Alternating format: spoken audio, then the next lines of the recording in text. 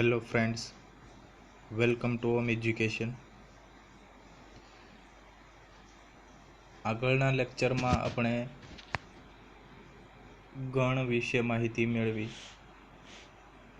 કોને ગણ કહેવાય, કઈ રીતે યાદીની રીતથી ગુણધર્મની રીત લખી શકીએ અને ગુણધર્મની રીતથી યાદીની રીત લખી શકીએ. સ્વાધ્યાય 1.1 આપણે પૂર્ણ કર્યો. આજે અભ્યાસ કરવાનો છે સ્વાધ્યાય 1.2.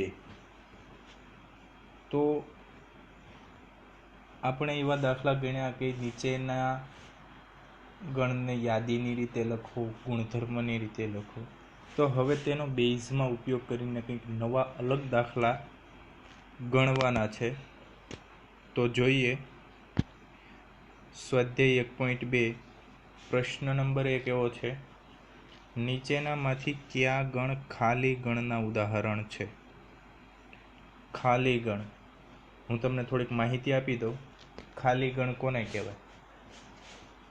જે ગણમાં એક પણ સભ્ય ન હોય તેને ખાલી ગણ કહેવાય. બરોબર છે? આટલી જ તેની સિમ્પલ ડેફિનેશન છે.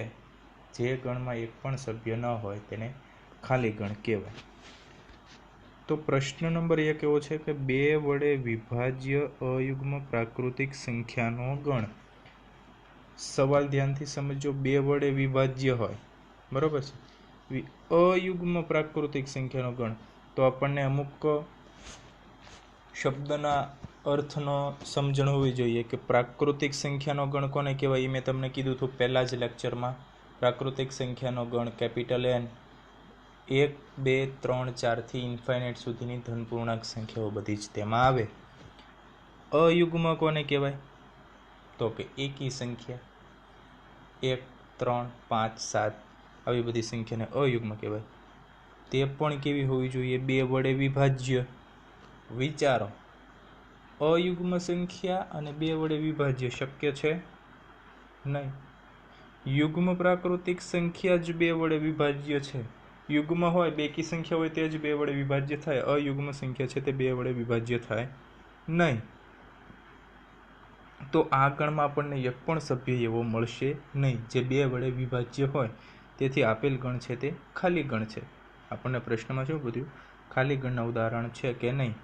તો આ છે ખાલી ગણનું ઉદાહરણ છે કે એક પણ સભ્ય આવે નહીં. 2 વડે અયુગ્મ પ્રાકૃતિક સંખ્યાને ભાગી શકાય નહીં. ખ્યાલ આવે છે? બીજો દાખલો: યુગ્મ અવિભાજ્ય પ્રાકૃતિક સંખ્યાઓનો ગણ. શબ્દો ધ્યાન આપજો. પ્રાકૃતિક સંખ્યા કોને કહેવાય હવે તમને ખ્યાલ છે. અવિભાજ્ય કોને કહેવાય? જો આગળના એક્ઝામ્પલમાં અયુગ્મ હતું, આ એક્ઝામ્પલમાં અવિભાજ્ય છે. શબ્દ ઉપર ધ્યાન આપજો. અયુગ્મ એટલે એકી સંખ્યા 1, 3, 5, 7, 9. અવિભાજ્ય એટલે જેને ભાગી શકાય નહીં. 2, 3, 5, 7. 9 તેમાં ન આવે. 3 તેરી 9 થાય. 9 છે તે અયુગ્મ છે પણ અવિભાજ્ય નથી. અયુગ્મ અને અવિભાજ્યમાં કન્ફ્યુઝન ના થાય, ધ્યાન આપજો. યુગ્મ અવિભાજ્ય પ્રાકૃતિક સંખ્યાનો ગણ. હવે યુગ્મ હોવું જોઈએ અને અવિભાજ્ય હોવું જોઈએ. ખ્યાલ આવે? યુગ્મ તો હોવું જોઈએ અને અવિભાજ્ય હોવું જોઈએ. વિચારો, આવો કોઈ સંખ્યા તમને મળશે ખરી? આપણે અવિભાજ્ય પ્રાકૃતિક સંખ્યાઓનો ગણ લઈએ. પહેલાં તો અવિભાજ્ય પ્રાકૃતિક સંખ્યાનો ગણ જોઈએ. 2, 3, 5, 7, 11, 13, 17 આવા અનંત સુધી ચાલ્યા કરે. તો તમને માત્ર એક સંખ્યા મળશે. કઈ મળશે? 2 છે જે યુગ્મ છે, બેકી સંખ્યા છે. તો આપણને આ અહીં 2 એ યુગ્મ પ્રાકૃતિક સંખ્યા છે, માટે આપણને ગણ 2 મળશે જેમાં એક સભ્ય છે. તો તેને ખાલી ગણ કહી શકાય નહીં, એટલે ખાલી ગણ નથી. ખ્યાલ આવે છે? પ્રશ્ન સમજજો, બધા શબ્દો સમજજો એટલે ખ્યાલ આવી જશે. ત્રીજું છે એ ગુણધર્મની રીતે તમને સવાલ પૂછેલો છે. x, જ્યાં x એ પ્રાકૃતિક સંખ્યા છે અને x ઇઝ લેસ ધેન 5 અને x ઇઝ ગ્રેટર ધેન 5. હવે સવાલ સમજો. પહેલા એવો x જે પ્રાકૃતિક સંખ્યા હોય. પ્રાકૃતિક સંખ્યા તમને ઘણી બધી મળે, બરાબર છે, 1 થી લઈને ઇન્ફાઇનાઇટ સુધીની બધી જ. પણ કેવો? 5 કરતાં નાનો x લેસ ધેન 5 નો મતલબ શું થાય? 5 કરતાં નાનો x હોવો જોઈએ અને 7 કરતાં મોટો હોવો જોઈએ. હવે એવી કોઈ પણ સંખ્યા તમને મળે તો કયો? 5 કરતાં નાનો હોય અને 7 કરતાં મોટી હોય એવી એક પણ સંખ્યા તમને મળે નહીં. 5 કરતાં નાની અને 7 કરતાં મોટી પ્રાકૃતિક સંખ્યા ન મળે, તેથી આપેલ ગણ છે તે ખાલી ગણ છે. ચોથો પ્રશ્ન, y જ્યાં y એ બે ભિન્ન સમાંતર રેખાઓનું સામાન્ય બિંદુ છે. સવાલ સમજો, બે ભિન્ન સમાંતર રેખા, બે અલગ અલગ સમાંતર રેખાઓ હોય. સમાંતર રેખા ખ્યાલ આવે છે? જેમ કે તમે નોટબુક અથવા તો પાઠ્યપુસ્તક લઈને બેઠા છો, તો પાઠ્યપુસ્તકમાં ઉપરની કોર અને નીચેની કોર છે તે બે સમાંતર કહેવાય. હવે તે બંનેનું એક પણ સામાન્ય બિંદુ મળે ખરું? તો અહીંયા મેં એક્ઝામ્પલ આપ્યો છે. અહીં એક્સ અને વાય છે તે સામાન્ય રેખા છે, બરોબર છે. અહીં બે ભિન્ન સમાંતર રેખાઓ એક્સ અને વાય દર્શાવેલ છે. આ બે સમાંતર રેખા છે જેમાં સામાન્ય બિંદુ જ નથી, કારણ કે આ અનંત સુધી આ બંને રેખાઓ છે તે સીધી ચાલ્યા કરે, ક્યાંય છેદે નહીં, અને છેદે નહીં ત્યાં સુધી તેનું સામાન્ય બિંદુ મળે નહીં. તેથી આપેલ ગણ છે તે ખાલી ગણ છે, કારણ કે એક પણ સામાન્ય બિંદુ મળતું નથી. હવે પ્રશ્ન 2 એવો છે, નીચેનામાંથી કયા ગણ શાંત ગણ અને કયા ગણ અનંત ગણ છે? શાંત ગણ અને અનંત ગણની થોડીક ચર્ચા કરીએ તો શાંત ગણ કોને કહીશું? જેમાં જે ગણમાં સભ્યોની સંખ્યા નિશ્ચિત હોય, અથવા તો ગણી શકાય તેટલી હોય, અથવા તો ફાઇનાઇટ હોય, તેને શાંત ગણ કહેવાય. અને અનંત ગણ કોને કહેવાય? કે જે ગણમાં સભ્યોની સંખ્યા અનંત હોય, અગણિત હોય, અથવા તો ગણી ન શકાય તેવી હોય, તેને અનંત ગણ કહેવાય.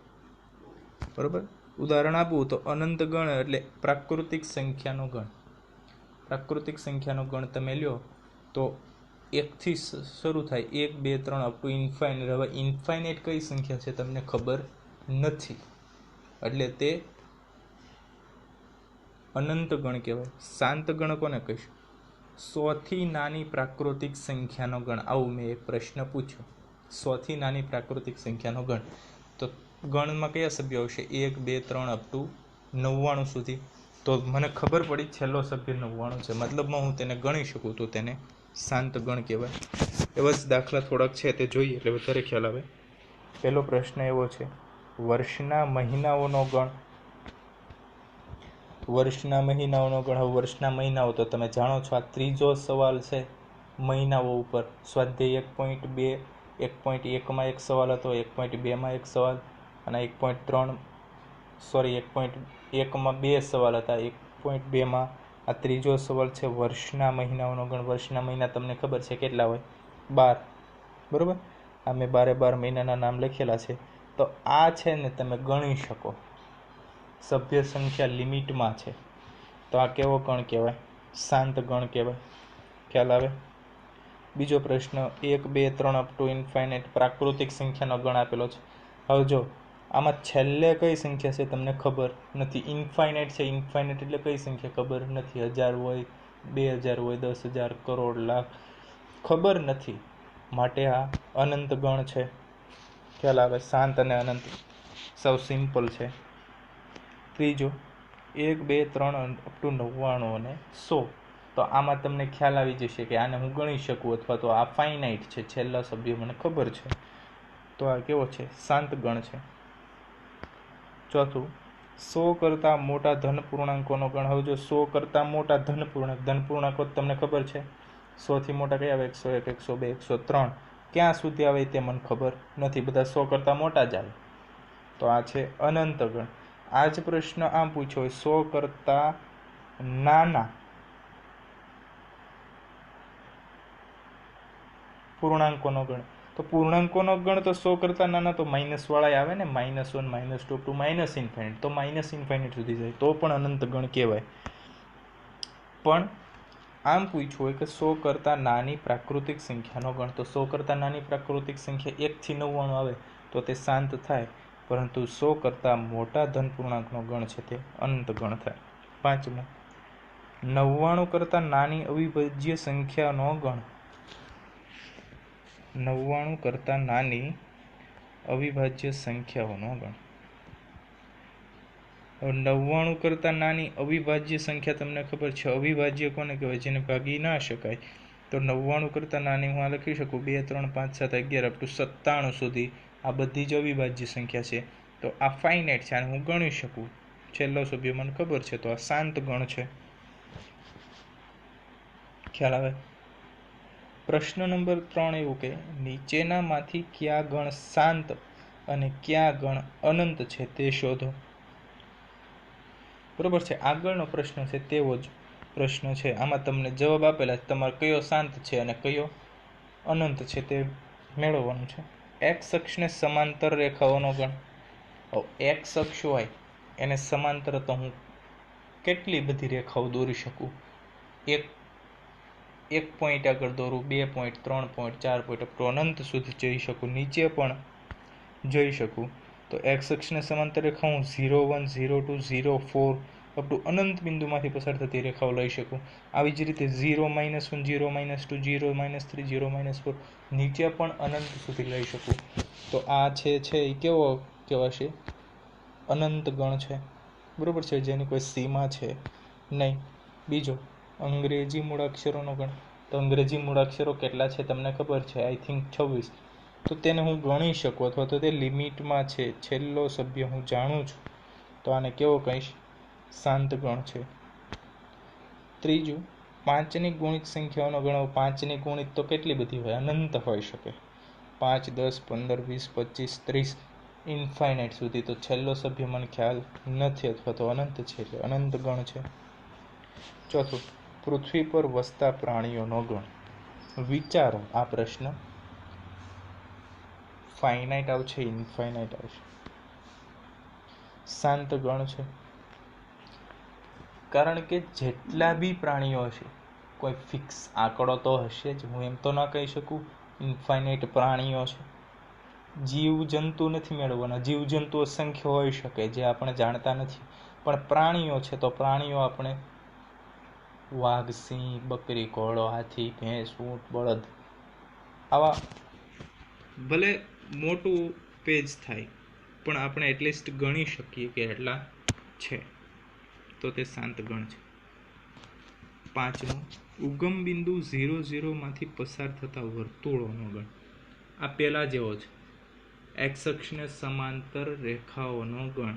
તો ઉગમ બિંદુમાંથી પસાર થતો હું 0, 1 સેન્ટર લઈ, અથવા તો 0, 0 સેન્ટર લઈ 0, 1નું વર્તુળ દોરું, પછી 0, 2નું વર્તુળ દોરું, પછી 0, 3નું વર્તુળ ધરાવતા ઉગમ બિંદુમાંથી પસાર થાય છે તેવા વર્તુળો દોરું, તો તેઓ તો અનંત મળે, જેની કોઈ સીમા નથી. તેથી આપેલ ગણ છે તે અનંત ગણ છે.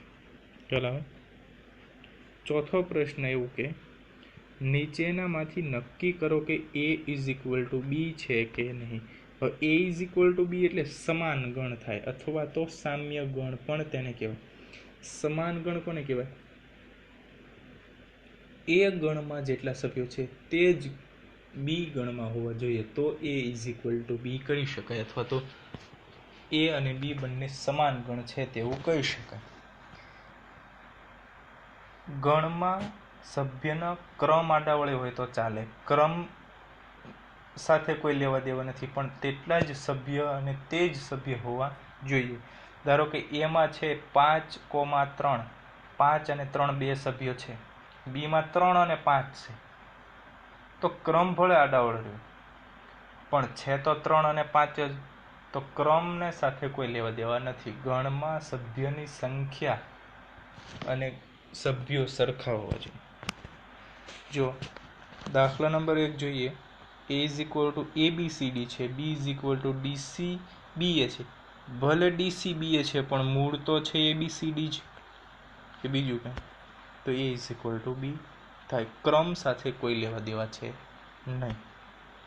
બીજું, a = 4, 8, 12 અને 16 છે, અને બીમાં છે 8, 4, 16 અને 18. તો હવે તમે પ્રશ્ન જોતા જ તમને જવાબ ખ્યાલ આવી જાય કે એમાં 16 છે જ્યારે બીમાં એમાં 12 છે જ્યારે બીમાં 12 છે નહીં, અને બીમાં 18 છે જ્યારે એમાં 18 છે નહીં, તો એ અને બી સમાન નથી, તેથી A does not equal to બી. પ્રશ્ન 3, એ બરાબર 2 4 6 8 10, બી ઇઝ ઇક્વલ ટુ ગુણધર્મની રીતે આપેલ છે એક્સ, જ્યાં એક્સ એ યુગ્મ ધન પૂર્ણાંક છે અને x is less than or equal to 10. યુગ્મ ધન પૂર્ણાંક એટલે બેકી સંખ્યા, અને ક્યાં સુધી? 10 અથવા 10 કરતાં નાની. તો શું થશે? બી ઇઝ ઇક્વલ ટુ, બી છે તેને આપણે યાદીની રીતે લખ્યું તો 2 4 6 8 અને 10, કારણ કે યુગ્મ અને 10 અથવા 10 કરતાં નાની, એટલે 2 4 6 8 10 થશે. તો હવે એ અને બી ને કમ્પેર કરો તો બંને સમાન છે તેવું જણાય છે, તો એ ઇઝ ઇક્વલ ટુ બી. ખ્યાલ આવે છે? ચોથો પ્રશ્ન છે, એ બરાબર એક્સ, જ્યાં એક્સ એ 10નો ગુણિત છે, બરોબર છે. આ ગુણધર્મ રીતે બંને આપેલા છે, અને બી છે તે યાદીની રીતે છે 10 15 20 25 30 અપ ટુ ઇન્ફાઇનાઇટ. તો 10 અને 10નો ગુણિત હોય તો એને આપણે યાદીની રીતે લખીએ, આને યાદીની રીતે લખ્યો તો શું આવશે? 10નો ગુણિત 10 20 30 40 અપ ટુ. તો તમે જોઈ શકો છો એ અને બી સમાન નથી, કારણ કે 15 છે તે એમાં આવતા નથી, તેથી A does not equal to બી. પ્રશ્ન નંબર 5 એવો છે, નીચે આપેલી જોડીઓના ગણ સમાન છે, કારણ આપો. જો સમાન હોય તો કારણ આપવાનું છે. તો એ તમને આપેલું છે એક્સ, જ્યાં એક્સ એ ફોલો શબ્દનો મૂળાક્ષર છે. આવા દાખલા આપણે સ્વાધ્યાય 1.1માં ગણી ચૂક્યા છીએ. આ ગુણધર્મ રીત છે. પહેલાં આપણે બંનેને યાદીની રીતમાં ફેરવીશું. વાય, જ્યાં વાય એ વોલ્ફ શબ્દનો મૂળાક્ષર છે, તો બંનેને પહેલાં આપણે યાદીની રીતે ફેરવશું. તો અહીં ઇઝ ઇક્વલ ટુ FOLW, કારણ કે રિપીટેશન કરવાનું નથી. એલ અને ઓ ડબલ વખત છે તો એક વખત લખીશું.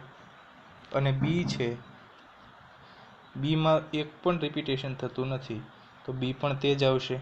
તો એ ઇઝ ઇક્વલ ટુ બી દેખાય છે, તો એ ઇઝ ઇક્વલ ટુ બી. બીજું, એ બરાબર 2 અને 3 છે, બી બરાબર એક્સ, જ્યાં એક્સ એ x² + 5x + 6 બરાબર 0નો ઉકેલ છે. તો પહેલાં ગુણધર્મની રીત છે તેને હું યાદીની રીતમાં ફેરવું તો x² + 5x + 6 = 0. આના પહેલાં હું બીજ મેળવીશ, બરોબર છે. એક્સ શું છે? આનો ઉકેલ છે, એટલે ઉકેલ મેળવવો પડશે આનો મારે. તો ઉકેલ કઈ રીતે મળશે?